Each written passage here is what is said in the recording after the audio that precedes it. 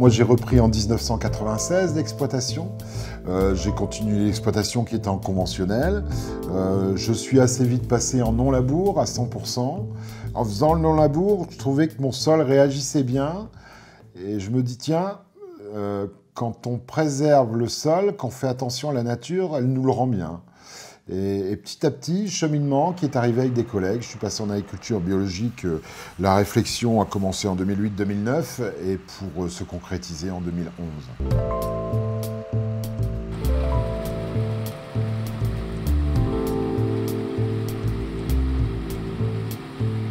En agriculture biologique, il faut une rotation le plus longue possible pour maîtriser les adventices, tout ça. On ne peut pas revenir avec des cultures tous les 3 ou 4 ans. L'idéal, c'est 7 ou 8 ans, avec, en alternant culture de printemps et culture d'hiver, pour briser un peu le cycle des adventices. Et pour avoir une rotation longue, il faut avoir un maximum de cultures. Et il est très difficile d'être performant sur un grand nombre de cultures, notamment les légumes. Donc, en étant en collectif, chacun se responsabilise sur une ou deux cultures et essaye d'être le plus performant sur ces une ou deux cultures. Et cet ensemble fait un navire avec 5 capitaines à bord qui avance à bon rythme. La grosse différence entre l'agriculture conventionnelle et l'agriculture biologique, en agriculture conventionnelle, le sol est un support où on apporte tout ce qu'il faut pour nourrir la plante. En agriculture biologique, on nourrit le sol qui va nourrir la plante.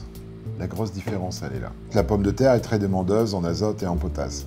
En ayant un sol vivant, très vivant, en ayant mis du fumier à l'automne, ça suffit pour produire de la pomme de terre. C'est sûr qu'on ne va pas atteindre des rendements extraordinaires comparés au conventionnel, mais nous, on compense un peu par le prix. On a des pommes de terre qui sont quand même achetées plus chères que le conventionnel.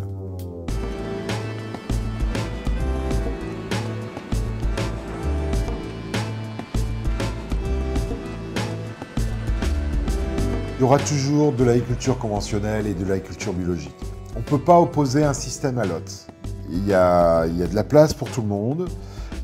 Je pense que l'agriculture biologique fait progresser un petit peu l'agriculture conventionnelle sur l'utilisation de leurs intrants. Et puis, je pense que tout le monde se rend compte que l'agriculture biologique, c'est vraiment quelque chose qui va prendre de l'ampleur, qui va prendre une part importante en agriculture. Donc, il faut que tout le monde s'adapte.